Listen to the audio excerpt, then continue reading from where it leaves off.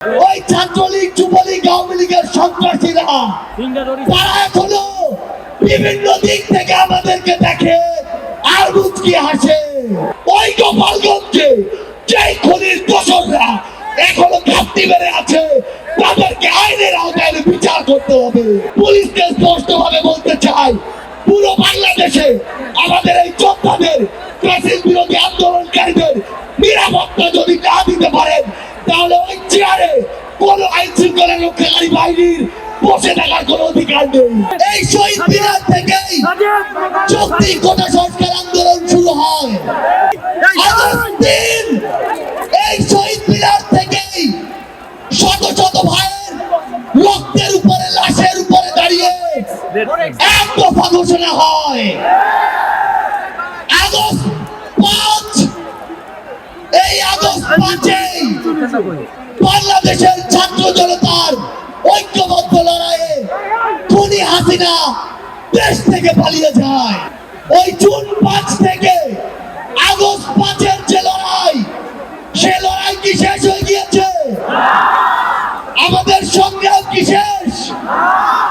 আমাদের সামনে এখনো খুনিরা, খুনিদের দোসররা এখন উন্মুক্ত ভাবে চলাফেরা করে। যারা আমাদের ভাইদের হত্যা করেছে, ওই ছাত্রলীগ যুবলীগ আওয়ামী লীগের সন্ত্রাসীরা তারা এখনো বিভিন্ন দিক থেকে আমাদেরকে দেখে আর মুচকি হাসে। আমরা অবিলম্বে অন্তর্বর্তীকালীন সরকারকে একটি আহ্বান জানাতে চাই, আমরা যদি আমাদের এই শহীদ ভাইদের রক্তের বিচার না করতে পারি আমরা কখনো নিজেদেরকে মাফ করতে পারবো না। আমরা স্পষ্ট করে একটি কথা বলতে চাই, অন্তর্বর্তীকালীন সরকার এখনো যেই জায়গায় আটকে আছে আমাদের সিন্ডিকেট গুলো ভাঙতে হবে। এখনো কেন আমরা শুনবো এক হাত থেকে আরেক হাতে সিন্ডিকেট দিয়েছে? তাহলে আপনারা আপনাদের জায়গা থেকে কি অ্যাকশন নিচ্ছেন? এক হাত থেকে যদি আরেক হাতে সিন্ডিকেট যায় তাহলে সেই হাত আপনারা ভেঙে দিচ্ছেন না কেন?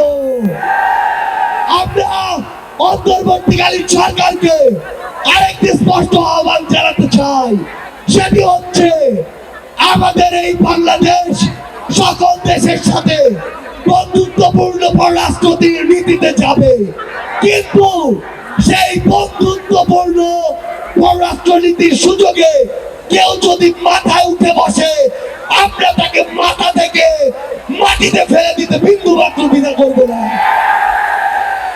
যেই খুনিরা এই দেশের বাইরে এই দেশের মানুষের ঘামের হাজার হাজার কোটি টাকা পাচার করেছে সেই টাকা ফিরিয়ে আনতে হবে।